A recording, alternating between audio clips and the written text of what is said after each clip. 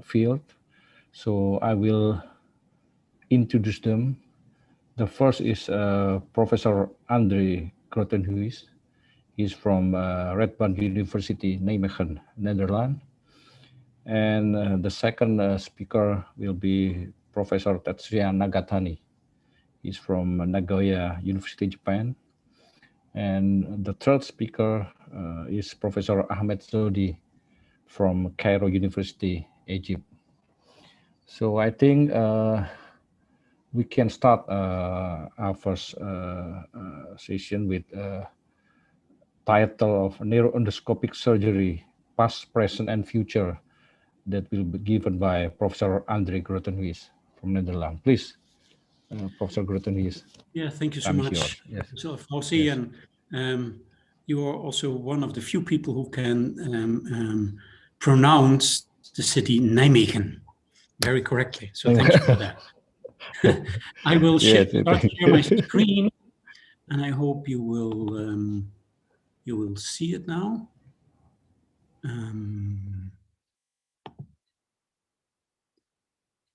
Let me check. You can see it?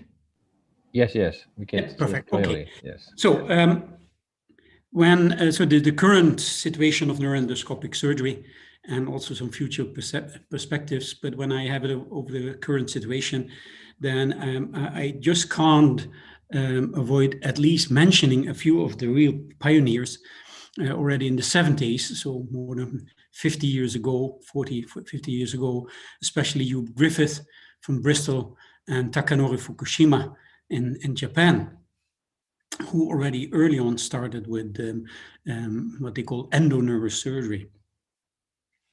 And of course, there are many pioneers, but these are certainly among the very early on adopters, like Jacques Hamard and also Axel Panetsky, just to name a few, Michael Gaab. And it followed with others, and there are many more.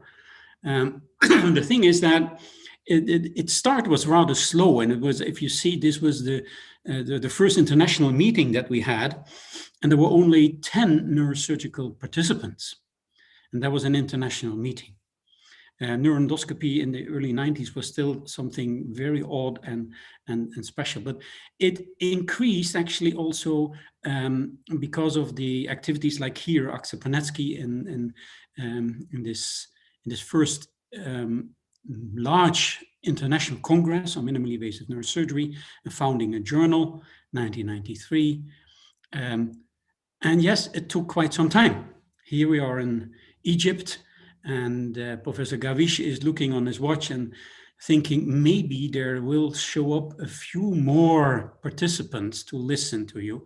You see, we still had the odd slides and the videotapes by hand. So this was clearly way before PowerPoint presentations. But it increased due to workshops here in Belgium, or here one in the US, in Latin America, and here with Dr. Azmi Alias in 2008 in Putrajaya in Kuala Lumpur. And this was really hands-on. So this was the way we could spread it and teach people around. And here with one of my good friends, and unfortunately died 2 years ago, Wally Grand, in the training lab. Here again, this was, and it was over the whole world. So it was not only in nice and places, but it was just everywhere. Because that is a technique that is useful in neurosurgery when you have it all. And here it was a conference, but also was live surgery. And this is certainly a younger version of me, because this is quite more than 20 years ago. So if we look to the present status, we have seen not only actually in endoscopy, but I think because of the use of endoscopes, that we have seen now in neurosurgery much more minimally access surgery, but in the same time focusing on having the best possible effect also. It's not useful to take out half of a colloid cyst through a burr hole and claim you have done something minimally invasively, because then it was not effective. So this is very important. I think this is the present status. If we look now to the current indications, we have 3 main indications. That is hydrocephalus and lesions in the ventricle, especially cysts. So it is for ETV, complex hydrocephalus, intra- and paraventricular cyst. This is still, I think, even nowadays, the main indication. Then there was a development of endoscope-assisted techniques, so microsurgery, where you also look around corners with an endoscope. And then there was a development of the endoscope control technique. So instead of a microscope, you had the optics, but otherwise were operating by manually. And the main thing is the pituitary surgery and skull-based surgery nowadays. So we look to that. The clear indications nowadays is suprasellar arachnoid cyst, for example, one of the best examples of how this really has changed. In my residency, we learned to give them bilateral shunts, and that was all. More we could not do. And now you can avoid the shunt and treat really the lesion. As you can see, here is a nice flow void again in the reopened aqueduct. Cystic lesions, and of course there navigation can help if you have not the most regular entry points, that you can easily find the ventricular system, find the first membrane, and then in the cyst, you need to find the opposite cyst membrane where you can go to the contralateral frontal horn. And there it is, you can find it easily, and then you have the result. So this is what neuroendoscopy nowadays can offer. And of course, one of the often discussed situation is that of colloid cyst. The thing is, only opening that cyst and taking out the content is not sufficient. Then you have a patient for the rest of their life. While this is one of the few lesions we really can cure as neurosurgeons. So here it is through a burr hole, but you need to take your time, and the end result is taking it out as a complete cyst. It seems that like it is full. It is a nearly emptied cyst, but I never really fully empty it, because then you have more substance. And when you then finally, you can see it here, this was already opened, but if you let it hang, it becomes a balloon again. Otherwise it is soft. So what we saw at the same time, what I already mentioned, next to hydrocephalus and cystic lesions, in our gold standard microneurosurgery, we saw that it was starting to get the keyhole approaches, the keyhole microneurosurgery, and that was possible because of the use of endoscopes during these procedures. And at the same time, the same development was the endoscope controlled, like say the pituitary surgery, as I gave as an example. So aneurysm surgery, this was one of my first cases where I used the endoscope. And you can see here, this was in March 1993 on the basilar artery aneurysm. Just to tell you, this is microsurgery. So this is not endoscopic clipping, as people often say, how can you do endoscopic clipping? That's not endoscopic clipping at all. If you see, you do microsurgical dissections, but the only thing here in this, the moment you bring in the clip, you have also an endoscope here in the left side in an other window. And then when you finally are close to the aneurysm, then you can see it. The endoscope gives the light in the depth, and you can clearly see where the clip is applied. So that is endoscope assisted microsurgical clipping of aneurysms. Nowadays, we don't see a lot of those posterior circulations, usually only after failed attempts of coiling, like we saw here. There were 2 attempts, and then they said, well, this was before stenting became popular, that they claimed the superior cerebellar artery was coming out of the aneurysm, which is actually never the case. And as you can see here, that's clear. It's not coming out of the aneurysm. This is the neck here. And there you can dissect it under endoscopic view, and then finally can clip it. You see the coil still inside here, and only the partial coiling. And that is, again, this is now more or less for us a standard method to use. And then, of course, the post-op angiogram to check that we indeed managed to deal with it.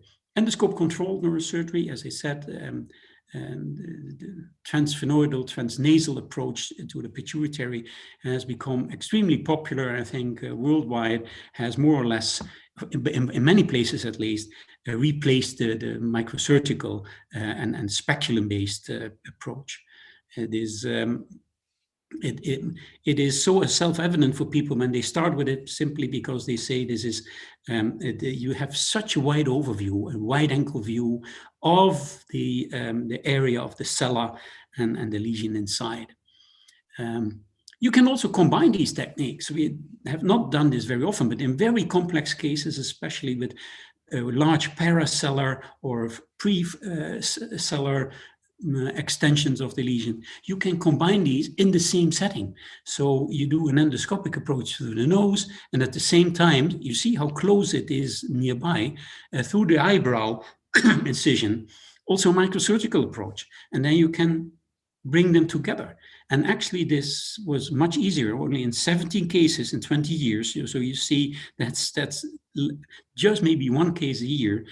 And we never had any infection, and also no leak in those cases, although they really were complex cases.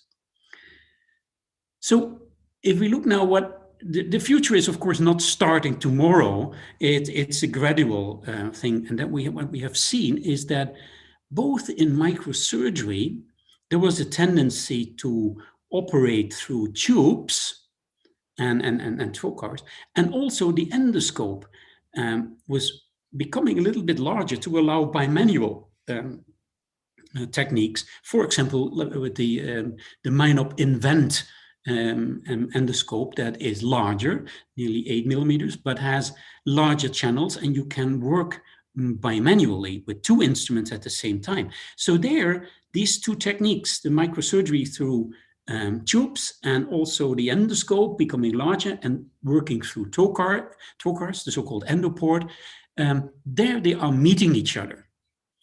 And now we have seen, and it is already in development, modular systems of different shafts. So you have an optic and you have instruments. And the only thing is you need to have a shaft that guides you through the brain to your target. And there are different types of them. We also have made some of these developments, so-called working trocars, that can be placed into a burr hole. You screw it into a burr hole, as you can see here. Then it is introduced. And here it was our usability testing on models and also in the anatomy lab. And you can then indeed, through such trocars, work with an optic and instruments at the same time. What will we see more? I think what we have realized, and really there was a lack of proper instruments that were really dedicated for endoscopy. Like when the microscope was introduced in the 70s, they still had the big instruments of the macrosurgery times, big scissors and forceps. And then they realized we need finer micro instruments. We need endo instruments that allow us to do more and not constantly moving in and out to change, so-called smart tools. It could be that you have multiple tools that allow working together, but in a much more smaller area, make movements possible. This is a small video of an instrument that we developed in Delft with the Technical University. You see that it comes out. It looks like a standard instrument, but in the outside, we only have a little handle. We move it in different directions. Very easy to do. So we don't have any grip. We have a small handle, and we are like a joystick moving it outside of the endoscope. And it can, in a very small area, you see you can completely turn it around. It makes complete turns if you need. And it has the possibility not only to grasp, but also coagulate. So you can grasp, but we first coagulate and then. So this is, maybe we try also to have scissors involved in that. And that is the multimodality tools that we need for future endoscopy. And there, of course, even nanotechnology is involved in making these instruments that have multiple functions at the same time. And of course, this is still now only in a testing phase. It is still not something that is ready yet but this is the development for the future of endoscopic surgery, to be able to do more than only in one direction with an instrument through the working channel. We need to be more versatile when we want to have a broad application of endoscopes. Yes, and then of course also for endoscopy, the development of what they call telemanipulated neurosurgery is important. So the robotics, you know, these symptoms, the systems here, the so-called shared control, that you still hold it with your hand and the robot also, or it is purely indeed telesurgical, like the Da Vinci. You sit somewhere else, and like here, this is of course not applicable for neurosurgery at the moment. You have the Maser X for spine surgery, which is a little bit similar, but you see the people there at the right, the surgery is happening and they are sitting all and watching the television. This is really telemetric surgery. In neurosurgery, we have developments. Here on the right is the RoboSculpt for skull base. This is a development at my own university with ENT surgeons. This is, in January will be done the first patient because of the corona that had been delayed a little bit. But this robot can completely, based on the CT scan of the patient, do a labyrinthectomy, mastoidectomy, and so on, fully, but with much more precise than the ENT surgery would do. This is the Precise, the eye surgery robot that works also on a very small area that could be applicable for neurosurgery. The same is the suture. This can already be used for suturing peripheral nerves and also vascular anastomosis. And this is a European development where there are two robots working in a versatile area and even can adapt to brain shift and to moving and pulsating arteries, but that is of course still also prototype. But this will be helpful. One robot can hold the endoscope, the other can hold instruments. So we have here other possibilities. To do this all, I mean, that was already an original idea of Axel Panetsky in the 90s, so-called the neurosurgical cockpit. You have everything together very close by under your supervision, like it is in a cockpit in an airplane. So that we can't look to all different areas when we have the microscopic image or endoscopic image.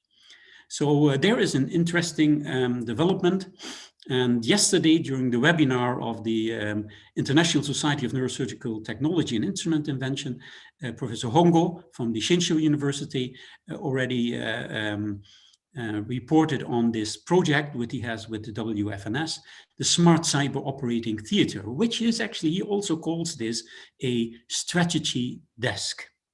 So I think this will be the developments in the nearby future. This is foreseeable. This is already in the making, and I think we will see this applied in the next 5 years.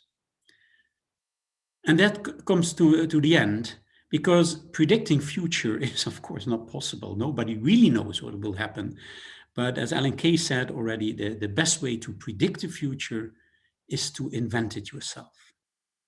So thank you for your attention.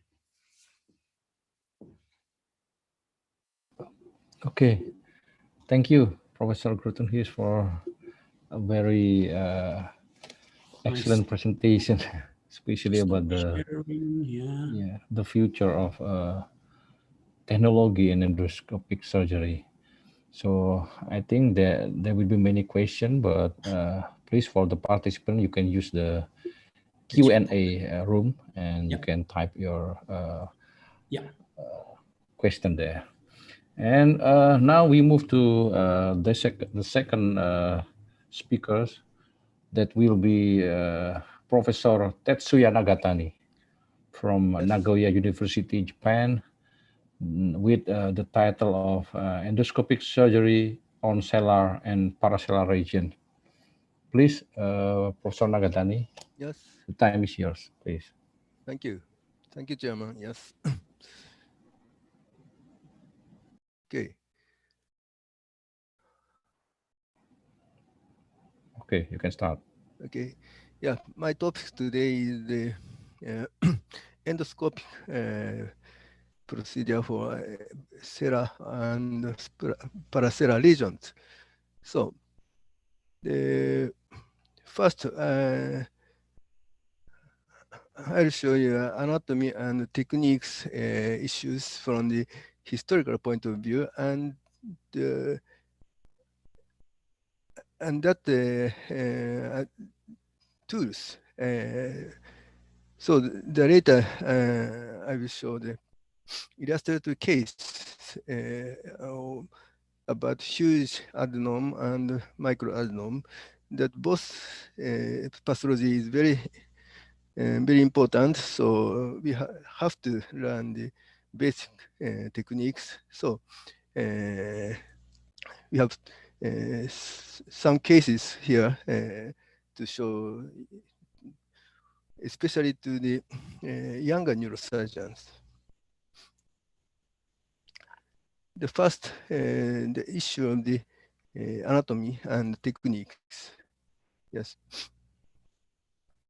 So let's go back to the beginning of the endoscope, microscope to endoscope. Of course, we have very limitations from microscope to endoscope. So the one aspect, one technical aspect is we have to do the wide sphenoidotomy and to have an optimal approach based on the purpose and anatomy. And the secondary, we have instrumental issues, problems. So some tools have to mobilize and fixation of the endoscope is the very important issues. And also we have to have tools with thin and flexible tips. Yes, this is another point of view. Yes. So first, I'll show the problem of sphenoidotomy. The first, we started this approach around 1998. So this is the initial cases. So first, this approach is very like a sublabial approach. Sublabial approach, it's mimicking this techniques from the sublabial approach. Yeah. Yes.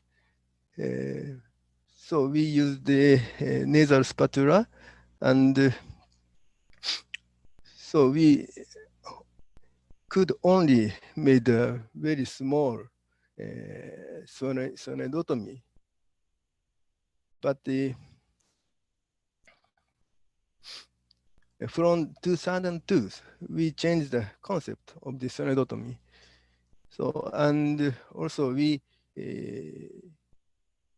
started no use of the spatula, no use of spatula, and then the switch to the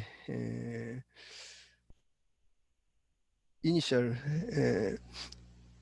mucosal incision a little bit extended inferiorly. So we can create a big space here.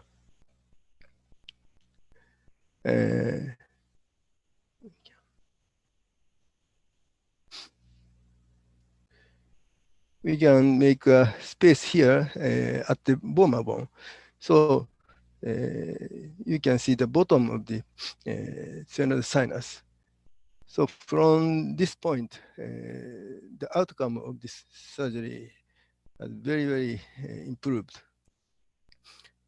And also we found the coronal planes, yes. The shape of the anterior anterior wall of sternal sinus is like an inverted pentagon, and here between the foramen median canal, there is the widest, and this is a very important landmark of the entrance of the sternal sinus. So this is the full sphenoidectomy, our concept, including the full opening of the anterior wall of the sternal sinus, and also partial posterior ethmoidotomy. So then we can make a very good and very big space here. This is our concept of full sphenoidectomy. So you can see the outcome, the non-functioning adenomas, the extent of the removal. You see from the 2002, the total removal and subtotal removal has both improved from this point. That is very big issues for us. And also, instrument is very important. So thin and flexible tipped tools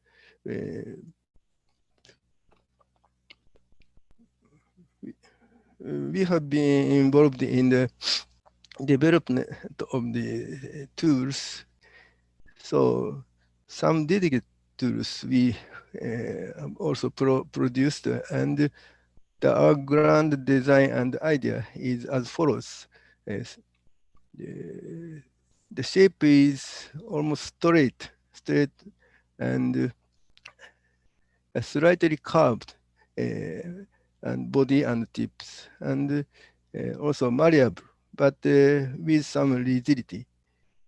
And some tools can be used by rotating movement, and totally the tools should be simply designed. Simple design is the very important issues.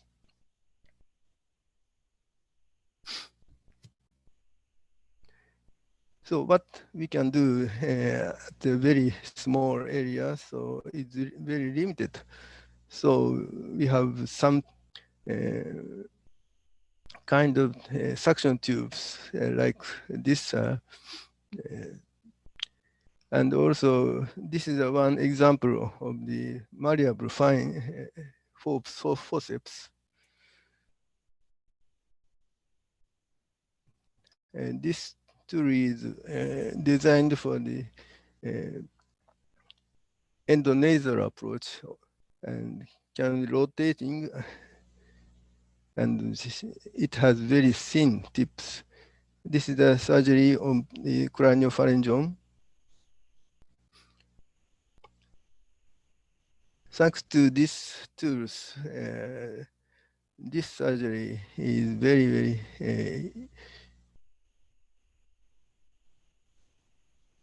has a good, better result with recent years.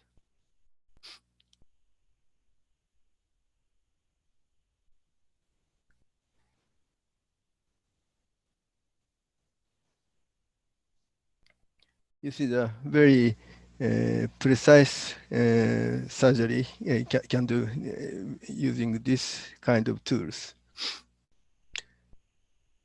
And this is our current styles. What is our unique is maybe the using the holding systems. Here we have two types of holding system in Japan, and also we use 4 millimeters the endoscope and 3 CCD HD cameras. And navigation, in most cases, we use navigation systems, and also monitoring VP, MEP is, we think, mandatory. This is our style, so-called three hands techniques. Usually the trainer plays the role of the scopist. And this is the style of our education, also education style.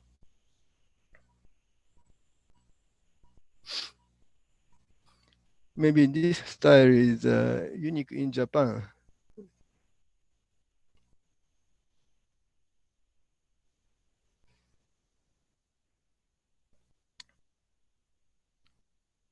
He is a trainee, and beside him, the trainer using the endoscope, control endoscope.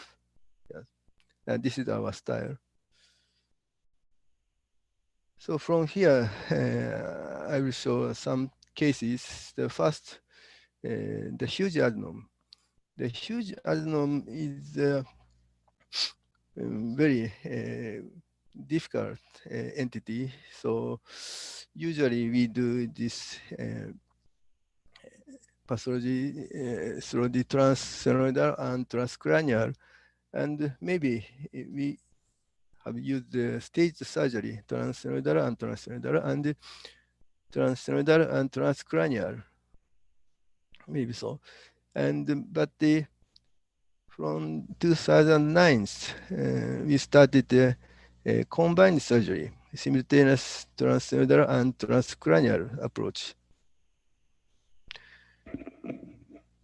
So it is often the case with this, the result of the huge adenoma like this. Sometimes we have the very serious result after the surgery.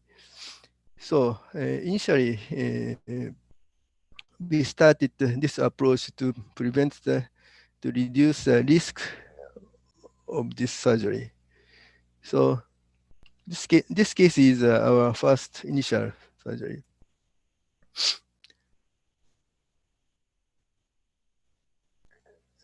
Very lucky, we have very good outcome from this patient.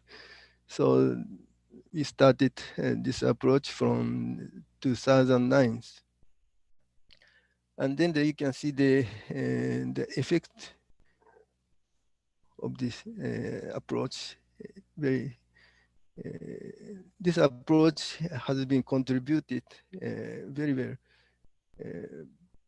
So we can reduce the risk of the post-operative hemorrhage thanks to this approach. Of course, now such case is very big, but now we can do this surgery only the one approach from the nostril, endonasal approach we can do. So you see the most important is to open the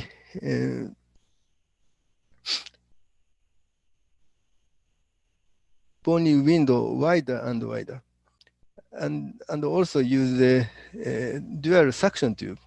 Yeah. When you treat this kind of tools and this kind of tumors, you have to use the dual suction tubes.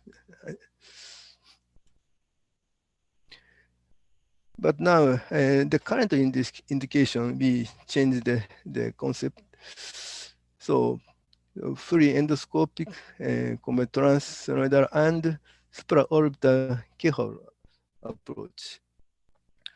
So for the cases with grade D or E, which is involving the optic nerve or internal cavities, so we use this approach. Well, these cases indicated for this surgery.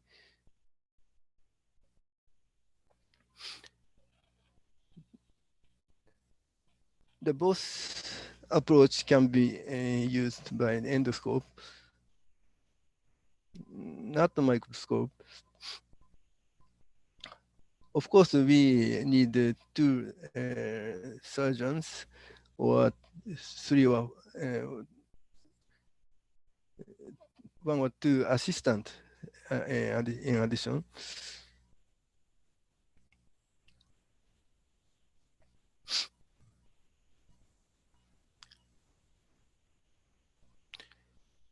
Yes.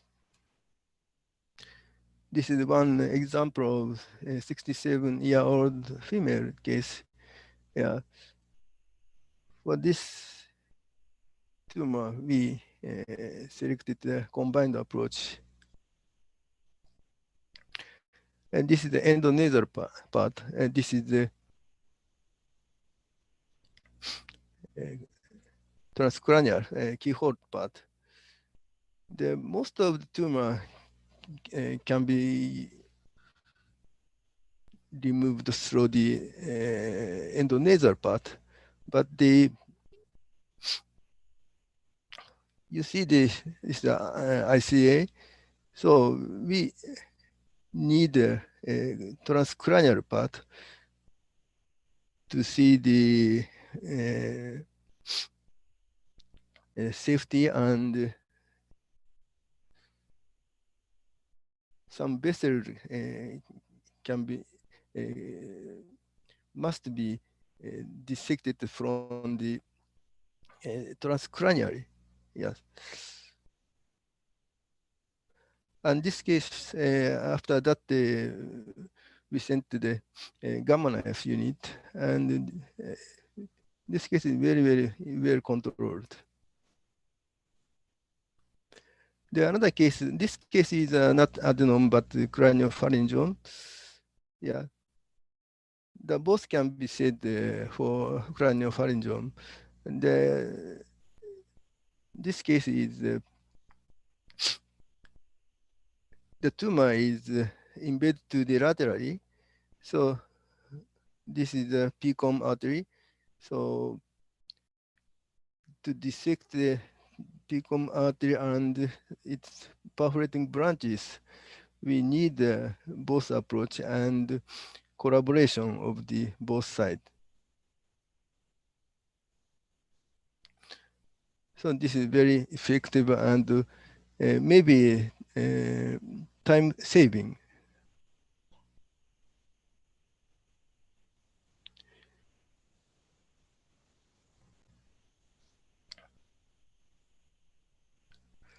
So also this case, in this case, we could remove the total removal of the tumor. Yeah.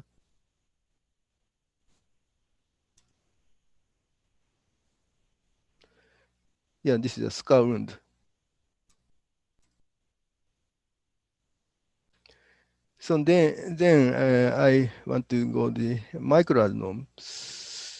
So the microadenome is the very important. So this is the acromegaly case, but this is very simple, very lucky because we can do this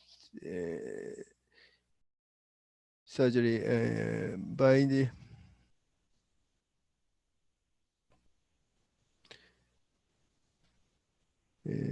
totally removal, very good chance. So when you cut the dura,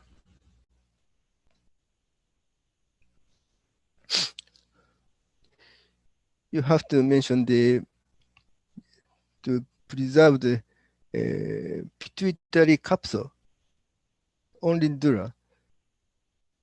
And then after that, we cut the pituitary capsule and a part of the pituitary tissues. Okay, so then we will find tumor capsule.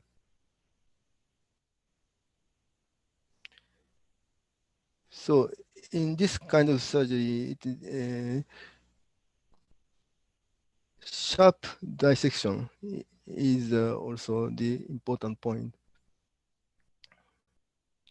Here, this is the tumor capsule. And once we see a tumor capsule, please keep it, and dissection. And so roundly we dissect the tumor, and for such size of the tumor, we can do the unblock dissection. And after that, we confirm the residual tumor inside the water. The another case is the cavernous sinus approach of the paroxysm. This case, unfortunately, not tolerant for drugs, so we decided to do surgery. But as you can see, the tumor is embedded to the cavernous sinus partially. So in such case, we need removal of the major wall of cavernous sinus. For such cases, we have to open the cell floor widely to the cavernous sinus. First, we find the lateral of the tumor, and first we remove the body of the tumor and go to the medial wall. This is the medial wall.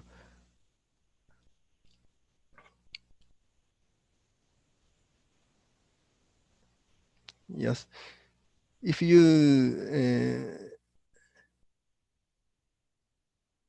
have much bleeding, but this is the sagittal new knit, sagittal new knit. Sagittal new knit is very useful to stop the hemostasis. Yeah. So after that, the peroxide level is below 10 nanograms. This is the last case I saw. This is Cushing disease, 37-year-old female, and you see this the maybe tumor, and also this point is very like a tumor. So firstly, we made a horizontal incision and then the vertical. And after investigating the inside the pituitary tissues, we could find the tumor tissues. After removing the tumor tissue, we prefer to remove the small amount of the normal tissues adjacent to the tumor. And in this case, we investigate the left side and take a specimen from here, but there are no tumor tissues here.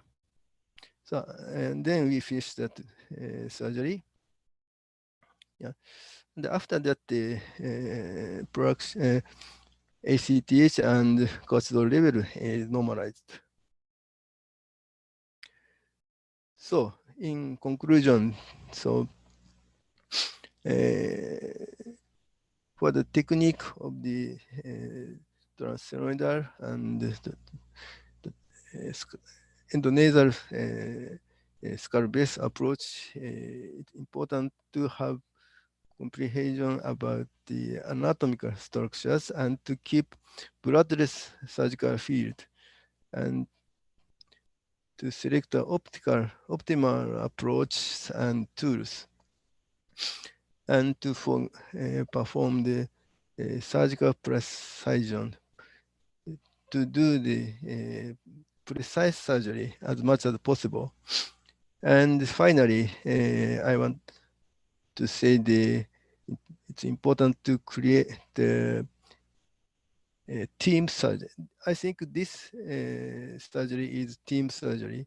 So the create of the exclusive team is extremely important. That's all. Thank you very much. Okay. Thank you, Professor Nakazani, for your excellent presentation about the endoscopic surgery on cellular, and you showed many interesting case, and I think it's very difficult case too for us.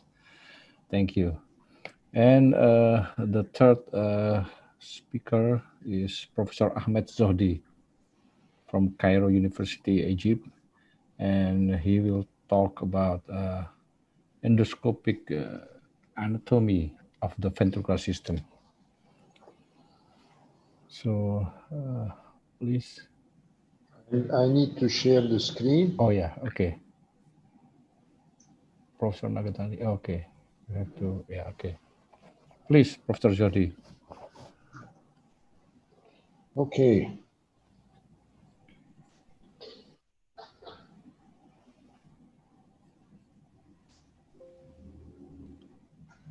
Hi, everybody. It has been a long time for me, at least, to be in some sort of a communication with neurosurgeons, especially because of the COVID issue. And I was asked to give a concise overview in 20 minutes about endoscopic anatomy of the ventricular system. A very short time, but I will try as much as possible. Now, endoscopic anatomy of the cerebral ventricles is a morbid anatomy and a mixture of displayed, outstretched, dysplastic abnormalities. Through a tedious learning curve, you manage to transfer a 2D to an even 4D picture through the shades, the illumination, zooming in and out, and moving the endoscope side to side. The visual range of your lens mandates a good anatomical knowledge and experience. Expertise, armamentarium, and methodology are ongoing and will optimize your understanding to this kind of extremely variable surgical anatomy, as you see these three examples. And you see here the foramen of Monroe with the lost septum pellucidum and septum virgi. And here you see a widened infundibulum with the median eminence. And here you see a more or less normal floor for your ETV target. Now, throughout more than 25 years, a quarter of a century of experience, around 2,000 cranial endoscopic procedures, mainly in the pediatric age group and mainly ETV. Least would be restorations like aqueductoplasty and foraminoplasty. Now merge your algorithm with your plan to minimize frustration, because from port to exit, you'll be finding you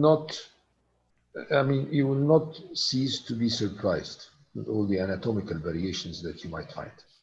You have to learn the rules of the game, and then you have to play better than anyone else. A picturesque foramen of Monroe versus another foramen of Monroe where you can't see even the anatomy and the guidelines. This is something that you might face frequently.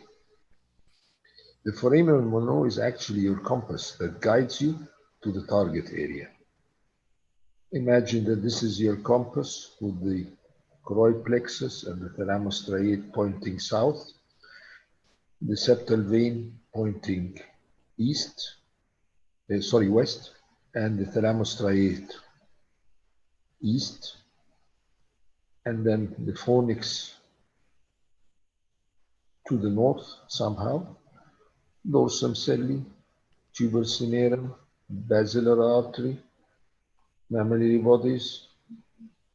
And this is the thing that will guide you. Put it in mind and put this picture in mind. It's not always constant, but it will help you a lot. Now, the very interesting in the anatomy of the ventricular system, and it's a taboo, and it's something quite mysterious to a lot of people, are the potential midline cavities that you see here. The cavum septum pellucidum in front of the columns of the fornix and below the body of the corpus callosum, the cavum septum virgi, or the sixth ventricle. The septum pellucidum is the fifth, this one is the sixth ventricle, behind the foramen of Monroe and extending above, behind foramen of Monroe and above the velum interpositum and extending backwards. Cavum velum interpositum or cisterna interventricularis between the two layers of the tela choroidi at the roof of the third ventricle.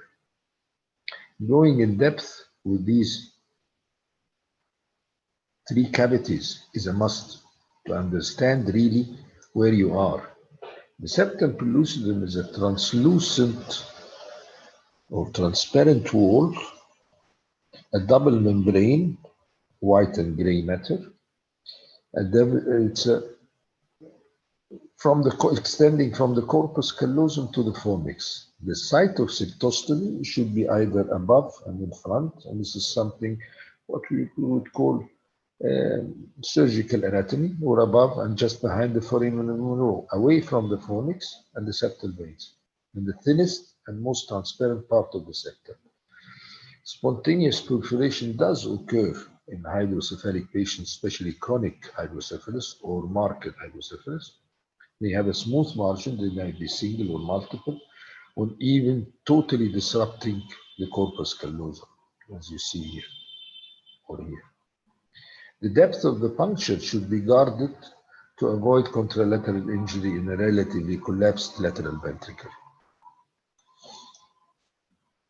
Very interesting is the velum interpositum. We published about 8 years ago an endoscopic anatomy of the velum interpositum, a sequential descriptive anatomical study. The velum interpositum is a triangular potential space between the two layers of the tela choroidi in the roof of the ventricle. Upper layer, superior surface, lower surface of the fornix and upper commissure. Lower layer is the inferior surface, anteriorly stria medullaris and posteriorly superior surface of the pineal body. Now the changes that occur in the velum interpositum are really remarkable. And this is what we have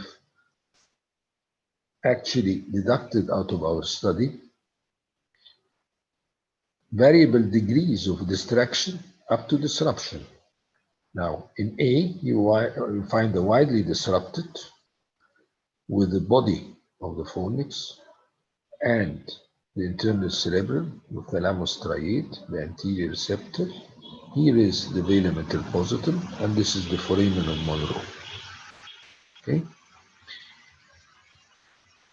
Even more disruption, separating the body of the fornix, evidently separating the bodies instead of actual fusing or fusion of the bodies, widened sheet-like tela choroidi, and complete disruption of the roof of the third ventricle. Now, another very interesting part about the velum interpositum is the fact varying degrees of reversal of the gentle up-forward curve of the velum. A is a more upward bulging till F, where is a complete reverse of the curvature. In E, in this one, in this picture, you can see the white arrowhead, the reverse curve, this one, and you see the white arrow, the stretched massa intermedia, here it is, And the black arrowhead is the aqueduct.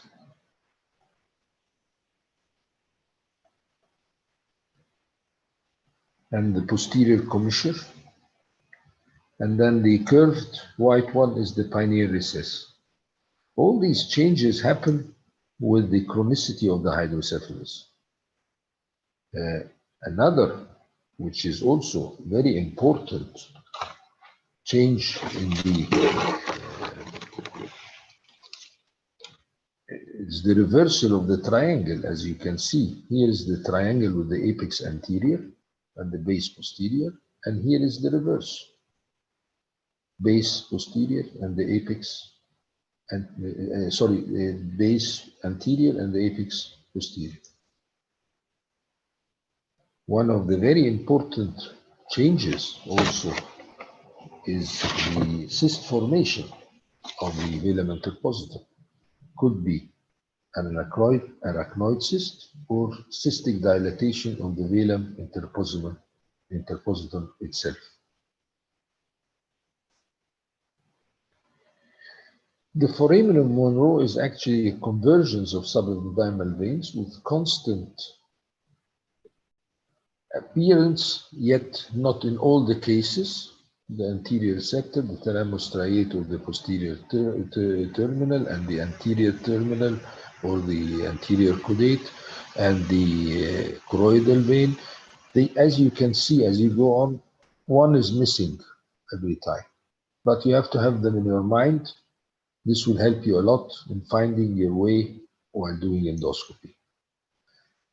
The choroid plexus also might be entangling this way or that way, or maybe abundant, maybe scarce, maybe practically not there, maybe more medially placed, or more laterally placed. The foramen of Monroe, the fornix, the arch might be normal, thinned out, paper-like, or even extremely thinned out. It gives you a degree of the hydrocephalus and even the chronicity of the hydrocephalus.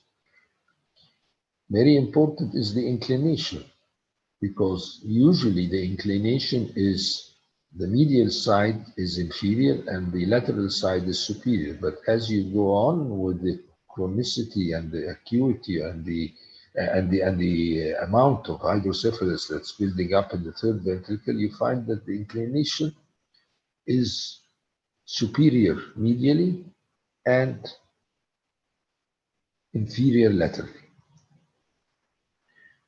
The size of the foramen could be pinpoint, it could be small, dilated, faint, and this is what you can do when you find someone in a foramen like this one. You can do a foraminoplasty and you do your work or whatever you want to do in the third ventricle after balloon foraminoplasty. The third ventricle, most important part is, for the most commonly done procedure, is the ATV, floor of the third ventricle. It starts from the optic chiasm to the aqueduct of Silius, passing by the infundibulum, tuberous cinerum, as marked in all these floors that you see in front of you: mammillary body, posterior perforated surfaces, and the tegmentum.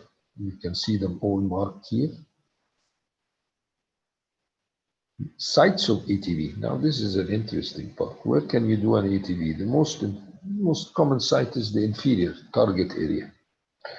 But there is another way of doing it: anterior terramina through the lamina terminalis, and posteriorly through the suprapineal recess. But the most common one is the tuberous cinerum, the tuber part of the floor, or the saccular recess, or the premammillary sulcus, according to the condition and the amount of dilatation and the amount of hydrocephalus that you are facing. This is again another interesting issue, which is showing and might be explaining the arrested hydrocephalus. It's the anterior third ventriculostomy, which is auto. I mean, it is, you find it as a finding in your MRI, and you find that the patient has actually ventriculomegaly, but it is an arrested hydrocephalus without signs of increased tension. This type could be a dual spontaneous through the lamina terminalis, fenestration, anterior, which is an anterior third ventriculostomy, and inferior third ventriculostomy in the same case. Okay. Target area in endoscopic third ventriculostomy, this is an ideal floor of the third ventricle. We see everything very clear. This is the fornix, infundibulum, dorsum celli, tuber cinerum, basilar artery, basilar bifurcation, and the mammillary bodies. And this is a salvation. When you see something like that, you go and do your job. This is an idea, this is a regular, this is starting to be morbid, more morbid than usual. This also with a very thin target area. This target area is on both sides, and here equally on both sides, but not in the midline, or you will injure the basilar. And again, these are examples of all what you can see and faced with. This is what we call secondary hydrocephalus after 17 operations of ventricular peripheral shunt. This is how the floor looks like, and this was successfully done. This is with seeding, whether this was a secondary or this was a medulloblastoma, 4th degree. And here, this is doable, this is not doable. And this is a case to show you what actually happens in the floor with the reverse of flow and acute failure of an ETV. The Liliequist membrane is a port to the ETV. Anatomical landmarks of trabecular arachnoid, barrier between the supra and infratentorial cisterns, actually formed of 3 layers, leaflets, sheets, segments, portions, whatever you would like to term. We discovered, or we actually reported a 4th layer back in 2013. And this is the percentages of how you find this Liliequist membrane, tough, ill-defined, thin, double, or multiple. It actually separates the chiasmatic from the interpeduncular and from the interpeduncular from the prepontine. And this is the vertical one that I have just mentioned. This is the prepontine cyst that develops and actually entrap prepontine cyst aqueductal block, and you can see it here pre and post. And now I will not go into these films. I will pass through them quickly and show you what I wanted to show. This is when you are here, you are here. You have violated the cellular leaflet, but you didn't do your job. And in this case, also, you violated the diencephalic membranal leaflet, and you left, in this case, a cuff and cuff over around the basilar, and this is not enough. And when you go all through, you'll be here, and this is visual confirmation, the ETV. Liliequist membrane may have multiple layers, again, this is something that you have to put in mind, because it's not always that you find yourself with this optimum result. Aqueduct of Sylvius could be pinhole, like this one, that one, slit-like, with a membrane, wide, extremely widened, blocked, the membrane, post-hemorrhagic, veiled, forked, or this way.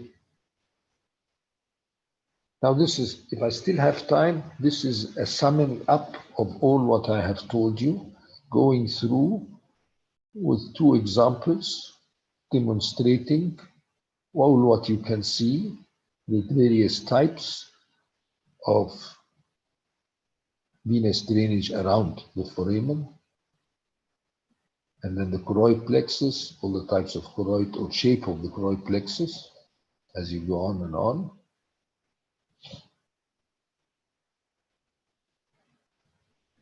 Variant types of choroid plexus, medially placed or laterally placed, the size of the fornix as it thins out, the inclination. This is very important in your while doing your surgery in order not to injure the fornix, and you have to know what you're going to face and the possibilities and where to go through, and then of course planning this surgery pre-hand by doing by using all your armamentarium outside the OR, especially the MRIs of high quality. But you're still going to be facing a lot of abnormalities unheard of. You might be the first to discover, and all the changes in and around the foramen of Monroe were actually the most important for the teaching purpose, the ETV. You should be able to find your way to the target area without injuring the structures or even injuring any of the vessels. But these are things that you might face all through and you have to take care. If I still have time.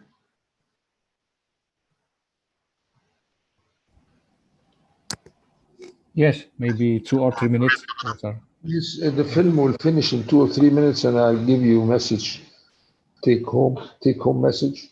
But it's interesting for the young neurosurgeons, if there are any, to see all these types of variations and to exchange them with each other. Because as much as you see, you'll see even more.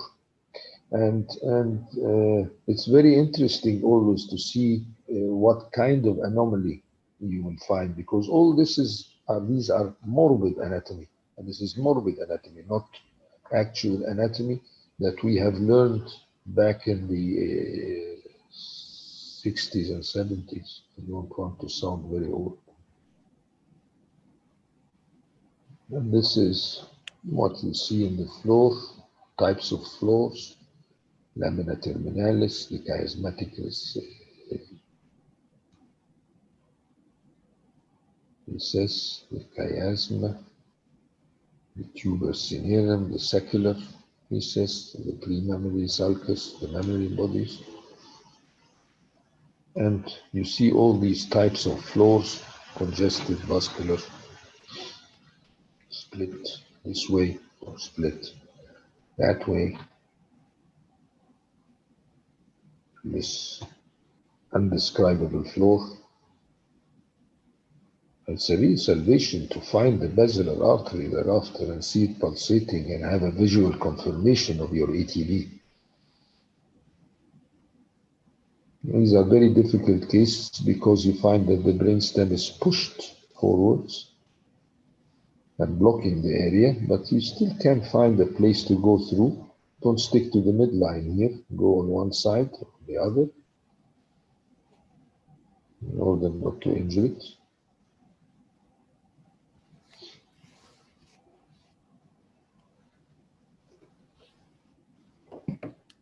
Pushed forwards again. Here exactly in the midline, you'll injure it. And here is doable, still doable, and here it's not doable. You have to know your limits. These are recurrent cases. With this backflow of CSF recorded, the infundibular recess, the types. You might even mix it up with the target area, so take care. It's always anterior to the dorsum cell. Might be congested, faint, blanched, vascular, widen, prefixed, pathological. As you go more posterior, of course, these two demonstrating cases were something. I mean, to me, I guess I have to stop at that time. I'm taking too much of the time. Did I? Shall I stop? Pleasure. Yes, pleasure. Learning curve, anatomical variations, limitations are all very important things. You have this book to refer to. Message take home, good command of endoscopic anatomy is a must. Plan your surgery and hope for the best. The better we see, the more we know, the more we know, the more we see. Thank you all. Okay. Thank you, Professor Jordi, for your nice presentation. And I think all the speakers already present their topics. And now I think we have to move to Q&A session. So I will ask Dr. Asmi to... Thank you, Asra. Thank you very Yes. much. It's a very enjoyable session and a lot of information. So I would like to invite Professor Andre Gotenuis to answer again two questions from, I think, from the young neurosurgeon. The first question is, I want to ask about selection of case, in which case patient usually you need to perform combined operation using both endoscope and microsurgery. Does it shorten the duration or make the operation easier? So that is the first question. Professor Gotenuis? Well, the duration, of course, is not shorter than only endoscopic or only microsurgical. Obviously not. In average, on those 17 patients where we did it, the average operation time was around 3 hours. So it's about double of just an endoscopic pituitary. Well, as I mentioned, these are the rare cases, the complex cases. Huge pituitary adenomas, but not only suprasellar extension, but wide extension, prefrontal, over the frontal skull base, or parasellar. I had this one patient that we did, one of the very first, was a patient coming from Greece. He already had pituitary surgery, but only emptied the sella a little bit. But he had a wide extension into the temporal horn of the ventricular system, so the temporal lobe. That is simply, you can't get it from endoscopy, but you can then combine it. Or we had this patient with multiple previous surgeries, and then you had an isolated part in the suprasellar cistern. There was a part in the... Oh, I think I have to switch off my phone. Let me just to make sure that there is no singing around of tones. That is such a case in which you maybe, or many other neurosurgeons, considered to first an endoscopic and then 2 weeks later an craniotomy. Why I don't like to do this separately is because if I first do an endoscopic pituitary and I leave some part behind and think I will do it later on with craniotomy, I had 2 cases where in the same evening, the patient had a hemorrhage in that remnant, and I had to do it at night in an acute fashion. That's one of the things. It is a kind of hemorrhagic apoplexy of that remnant. And interestingly enough, it makes it easier of the closure, because you do the closure from below. You close the sella, you fill up the sella, you close it. And then, of course, from above, from the cranial, I think there are too many people still not muted. But, then you rinse, you fill up the subdural space, and then you still can, with the endoscope, look if there is leakage, yes or no. And then you can still improve it. And at the end, you even do a duroplasty from above. I mean, we learn to do that. Skull base closure, if you have even through an eyebrow incision, you can use temporalis fascia and you can close it from above also. So you have a double layer. And in many times when I present, I received the comment, oh, but there is too high risk of infection because we have a clean surgery. clean craniotomy, and you have a dirty transnasal approach, and that is too dangerous. To be honest, even if you do transnasal and you have a CSF leak, you don't see infections that often. And actually, in those 70 cases, we had no infections and no leak. I mean, it's a small number, so you cannot do any statistics on that.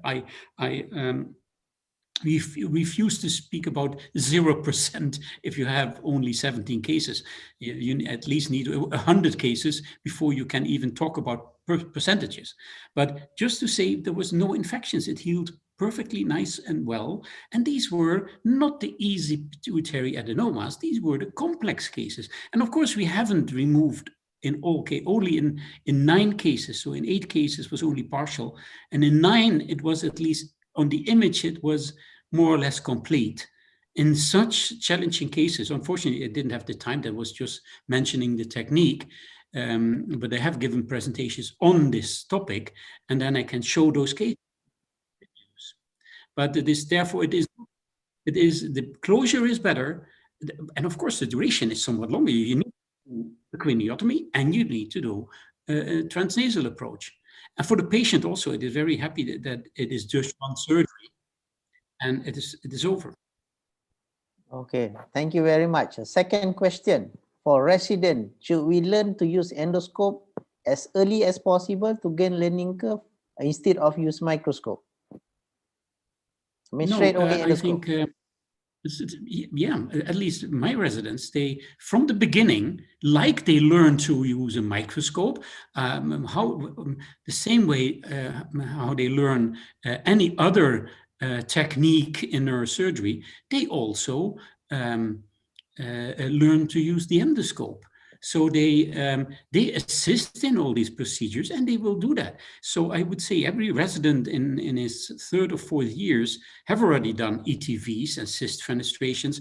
Maybe not all of them colloid cyst removal. They are a little bit trickier. Or let's say in the posterior third ventricle, a small epenymoma to remove it. That's a little bit trickier. But the same, they all learn also in the first year endoscopic pituitaries. They actually never learn microsurgical pituitaries anymore. So we don't first teach microsurgical techniques for the pituitary. And actually, nobody ever in his career later on needed a microscope. If you manager said, okay, this part I can't remove, it is not safe enough, or there's a meningioma or anything else, you also would not be able to do it when you have a microscope. That's the thing. So that is, I think it is an instrument like anything else. You have to learn as a resident to use bipolars properly. You have to learn how you operate under a microscope. And for me, the same, you learn from very early on also to handle an endoscope. And of course, we train that in the lab, but the same also with microscope and other things. That's part of the training. But it is nonsense to think that you first should be a fully trained neurosurgeon and then start doing endoscopy. That's not necessary. Of course, that was the way it started, because we were all experienced neurosurgeons when we started this, but that was not nowadays. Nowadays, we say residents should do early on. I completely agree with you, Andre Gottenway. So we shall move to next question pertaining to complication. I think all 3 speakers should answer this, but it is addressed to Prof. Nagatani first. Carotid artery injury in endonasal surgery, and you have any condition encountered heavy bleeding, and what strategies would be used to treat and stop bleeding? Maybe Prof. Nagatami answer first. Yes, thank you very much. I personally experienced over 1,500 cases. Among this, I have 4 cases of the IC injury, 4 cases, yes. And among these 2 cases, I lost 2 cases, but the 2 cases with no deficit. So because the case with no deficit, the bleeding itself is not so much. was controlled anyway. Yeah. But the other two cases I lost is very severe and almost occlusion the I needed. Yeah. So if you encounter the hemorrhage from the IC, first use change the suction tube and suction, and try to keep the dry field. Yeah, and then the blood pressure is getting lower and lower, and so maybe I think that you have one or two chances to stop hemostasis. Yeah. And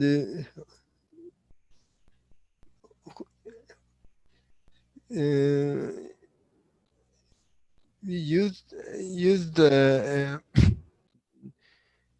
some material like like powder and muscle. Yeah, muscle from the abdomen or legs. Yeah, yes, or to use bench sheets or something like that. Yeah. So maybe it's we need and then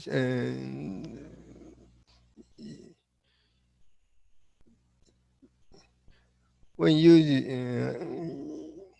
encounter the big hemorrhage, you call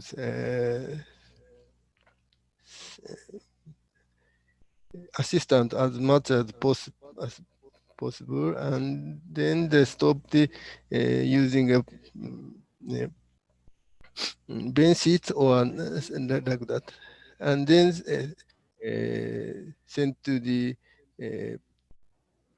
angiography. Then yeah, like that. Yeah, but I think it's a very difficult problem. Yeah, of course.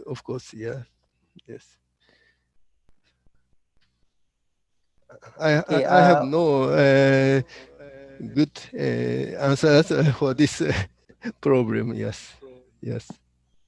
Professor Gultanuis, do you have encountered any bleeding before Indonesia, and how do you overcome that problem? Professor Andre Gultanuis, can you unmute? I am extremely lucky, I think, because I never had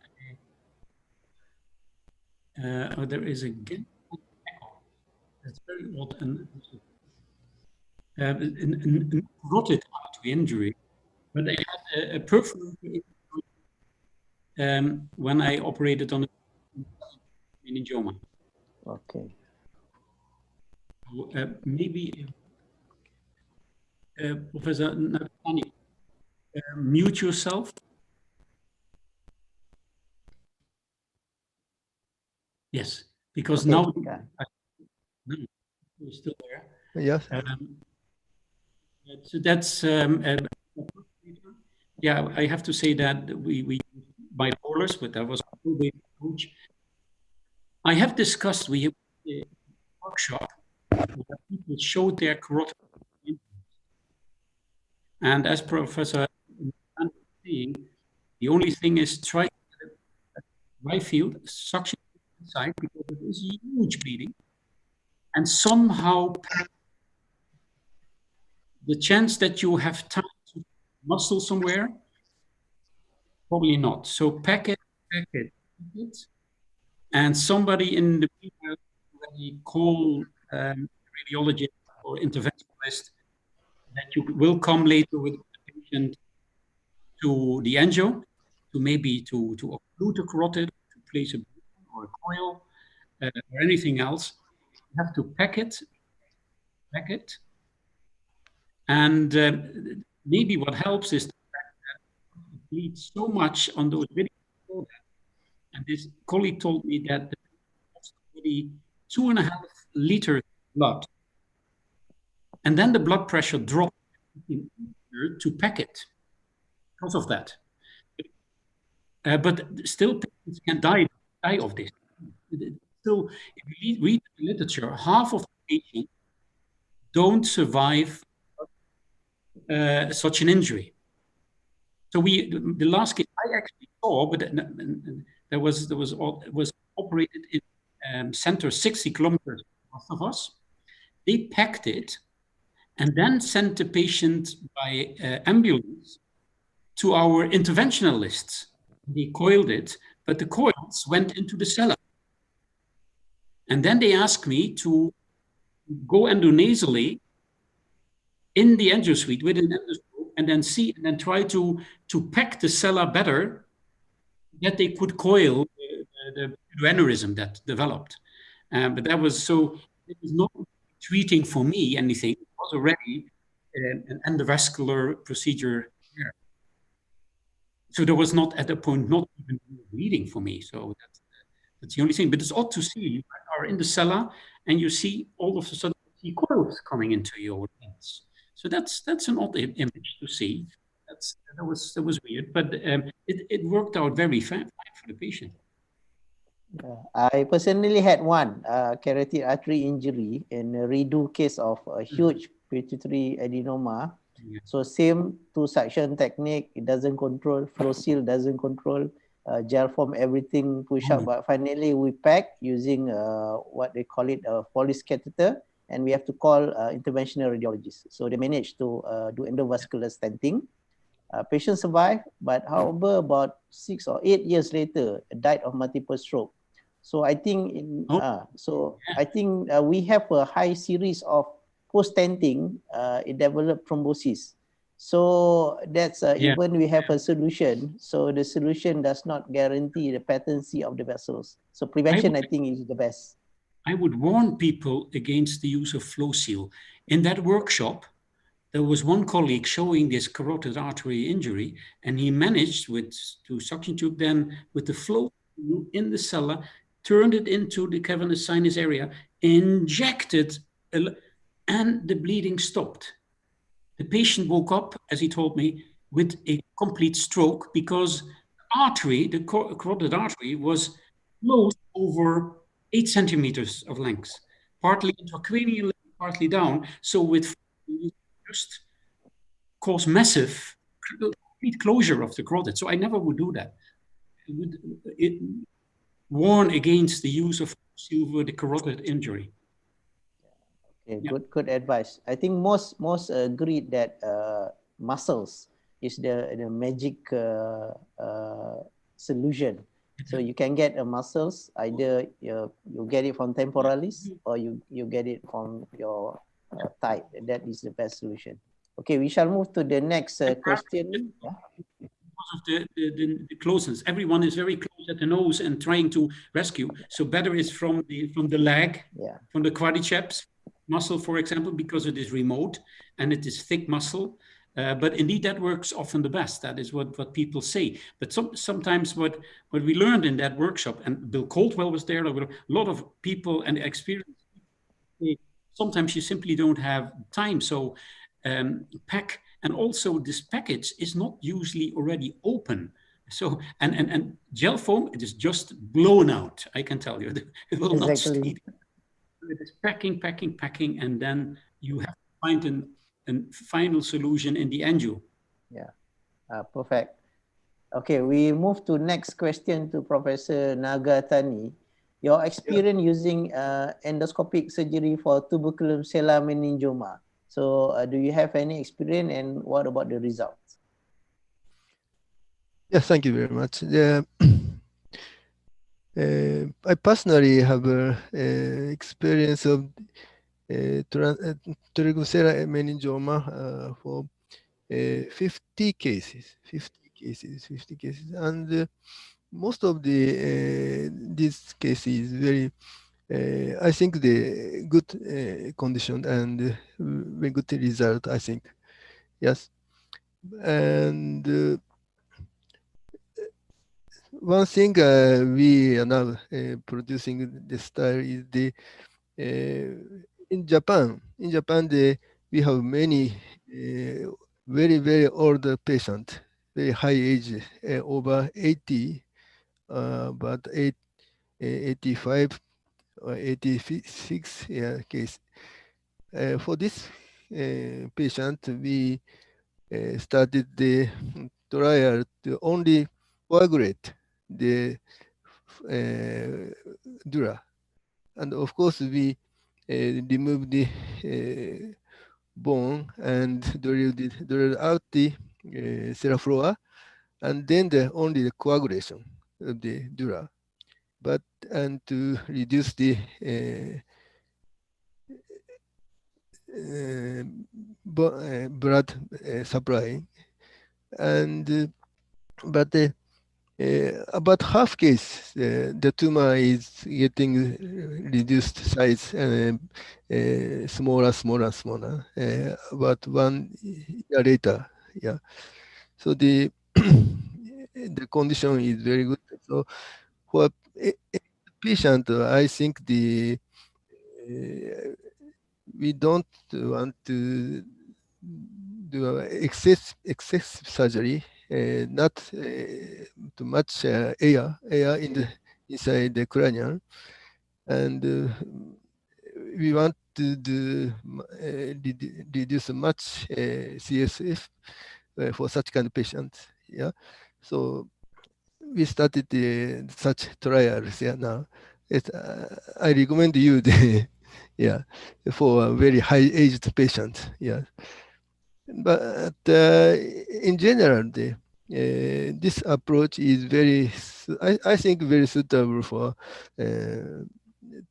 meningioma. But the most suitable is about 2 centimeters, below 2 centimeters. Over 3 centimeters is a little bit difficult because sometimes they hard, they stick to the optic nerves or some vessels, perforating vessels, or sometimes hard time we find.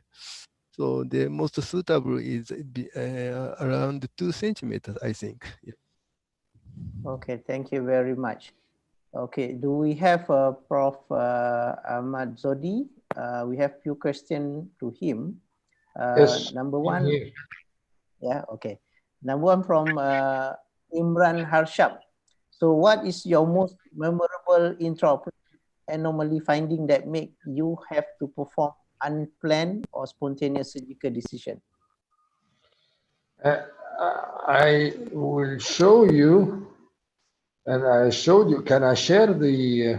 Yeah, please. Can I share? I would like to show you.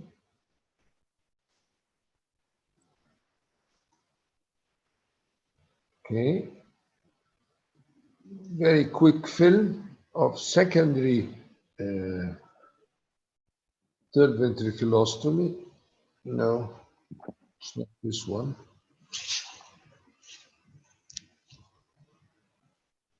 I need to show you.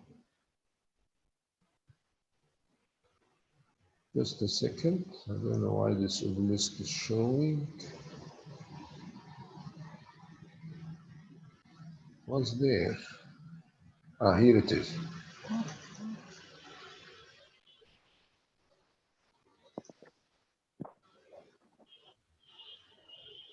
Let me show you. This is the case that I have.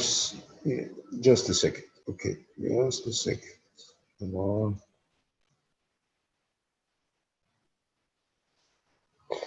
You see, you remember I showed you this. Can you hear me, Azmi? Yeah. Are you? Yes. Yes. This is the case I showed you. I could not describe. I don't know where I am, what this is. And so I stuck to the anatomy. Okay, this is the infundibulum.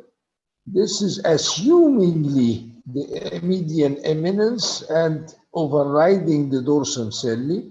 And this is assuming the basilar bifurcation. So this is what I did after. This is a case which had 17 previous VP shunts, and she was a total wreck, adolescent, 17, 18 years old, something of the sort. And after this surgery, and the successful surgery, she went into college, picking up her. But when I remember how I dared to go to this area and no anatomical landmarks or nothing, this is something. But again, I always say, exchange experience, see a lot of cases, because not one single case is like the other, especially with the morbid anatomy, and especially if you have infection involved or whatever, or previously shunted patients. Or the other case would be the one that I have also showed you in slides, and this is the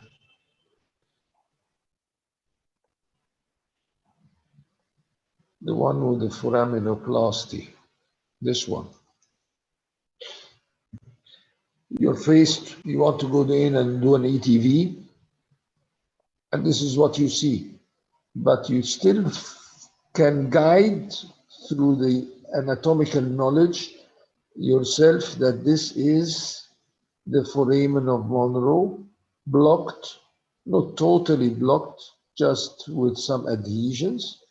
And you can successfully not acute, not in a rapid way, but very slowly dilate, actually injuring and keeping the fornix. And then you go in and do your job. These are the two, I mean, the foraminoplasty or the balloon foraminoplasty in a pinhole on a small aqueduct, anterior foramen of Monroe is a common entity. But the other case that I showed you that I could not even describe what kind of a floor this was a case that I can never forget. And especially with the good result that happened to that girl, it was really salvation. Okay, I'm finished with the answers. Okay, thank you very much. Is Asra on? I'm here. Yes, I'm here. Okay. All right. Okay. Back to you, Asra. So you have, yeah. Okay. I think the last question, I think to Professor Andre, maybe last question, yeah. This is a question for Professor Andre. In the future, do you think most intracranial pathology could be managed by endoscopic surgery, or at least combine endo and open surgery? Please, Andre.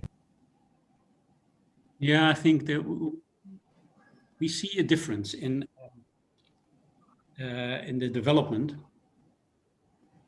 It's not only endoscopy. We see the tendency to 3D, but also exoscope. So then we don't have a microscope anymore, but a kind of optical system that allows us to work, and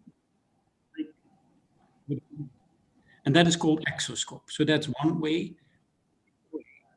Of course, is that we will see in the future, not in the next years, in the longer future, we will see complete different types of operations, especially restoration of function, placement of material in certain places. So I think the functional neurosurgical technique is very, very important for the future. But Okay. therefore, Thank you. I think it is Yes. next. Is it Okay. microscope or exoscope? Okay. Thank you, Professor Andre. So I think because of the time, we should finish our Q&A session. So before we close this webinar, maybe Dr. Asmi have some announcement for us. Yeah. Asmi, you Okay, have, so yeah. we have few And then we can close. upcoming program. Okay, the first one, our third webinar will be held on 19 February 2021. The theme will be on spine. Yeah. And in January, we will have on 15 January, we have a special session on new technology. We will make the announcement shortly. It will be covered on development of confocal microendoscopy. So I hope everyone will join us the next session. Okay, and I think this is a very successful webinar, and then we recorded, I think, almost more than 115 participants. I would like to take the opportunity to congratulate all the speakers, and thanks to Dr. Asra and the team for organizing this webinar. So maybe final word from you, Asra, and the speakers. Okay. Thank you again for speakers. So we hope we can meet again in next webinar under ISMINS organization. Thank you. Goodbye. Thank you. Goodbye, Asmi, Professor Andres, Professor Nagatani, and Professor Jordi. Thank you. See you Thank you, again everyone. later. See you again. Thank you. Thank you. Stay safe. Bye-bye. Thank you. Bye-bye. Right. Thank you. Bye-bye. Thank you. Thank you.